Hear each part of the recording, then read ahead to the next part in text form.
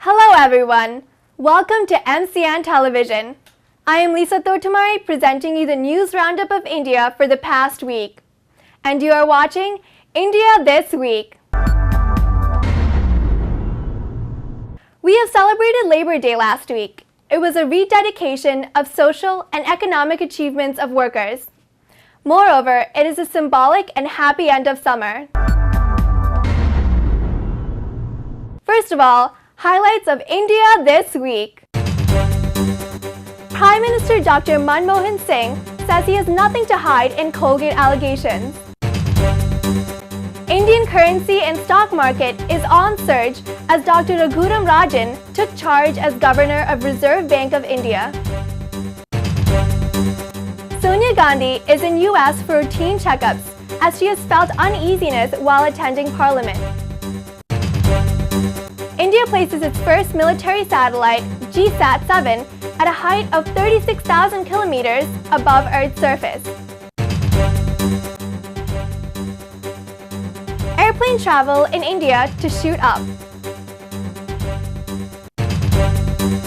Gujarat's Chief Minister Narendra Modi says he never dreams of holding the top post. Finance Minister Chidambaram says Indian rupee will correct itself. Deepik Sandhu is first woman Chief Information Commissioner of India.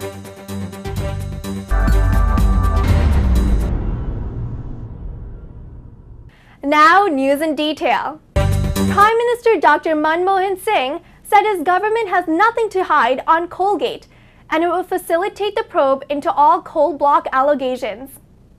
Prime Minister said the government shall follow directions of the Supreme Court in letter and spirit and do its best to locate and hand over the requisite papers to the CBI.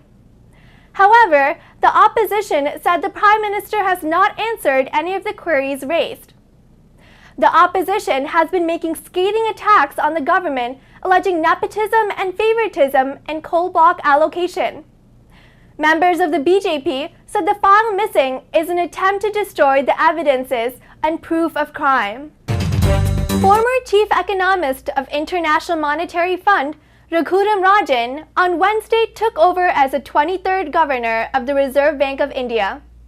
Rajan, replacing Dr. Subbarao, will serve for the next 3 years. Assuming the office, the youngest RBI governor outlined a few measures to strengthen the ailing currency.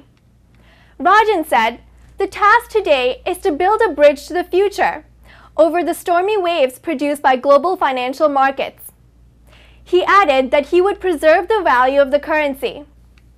Most recently, Rajan was serving as Chief Economic Advisor at the Finance Ministry of India, and earlier he has served as Professor of Economics at the University of Chicago.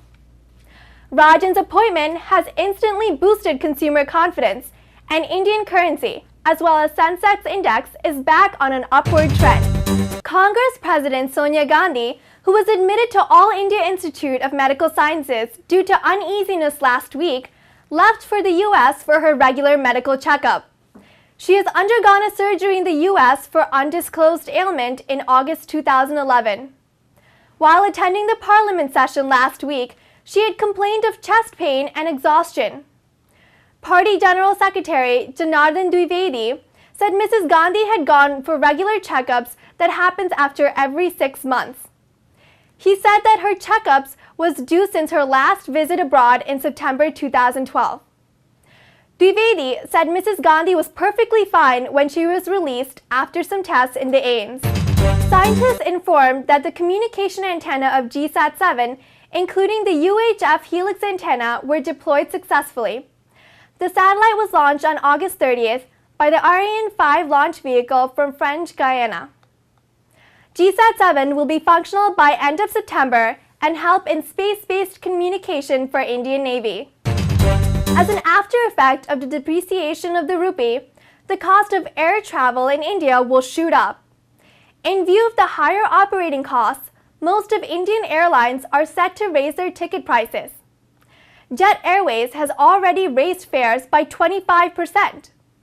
It is expected that there will be an increase of 20 to 30% in ticket costs.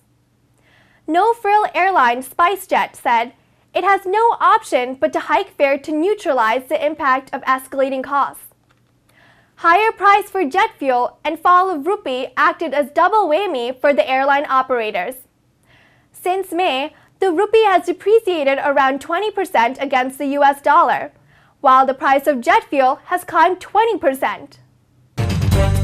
Giving a new twist to his political ambitions, Gujarat's Chief Minister Narendra Modi said he never dreams of holding the top post, as he is bound to respect the mandate given to him by the people of his state till 2017. Though not yet announced officially, Modi is set to be in his race, aiming for the Prime Minister's office. According to reports, a faction in BJP is not agreeing to declare Modi as a Prime Minister candidate. Finance Minister P. Chidambaram asserted that rupee will correct itself and the growth will bounce back. Making a statement at the Parliament, Minister said the value of the rupee is indeed a matter of concern, and the rupee must find its appropriate level. He said the value of rupee depends upon various macroeconomic factors like fiscal deficit, current account deficit, and inflation. He opined that the currency has overshot its true value and is more undervalued than it should be. Deepik Sandhu was sworn in as the first woman Chief Information Commissioner of the country. She has been serving as an Information Commissioner for the last 4 years. She was administered the oath of office by President Pranab Mukherjee at the function in Rashtrapati Bhavan. Deepik Sandhu has served in many key positions, such as Principal Director General in the Press Information Bureau, Director General of Doordarshan, and Director General of All India Radio, before taking over as Information Commissioner in 2009. The new CIC said her priority would be to reduce the pendency of cases at the Commission. India This Week will resume after a short break. Stay tuned!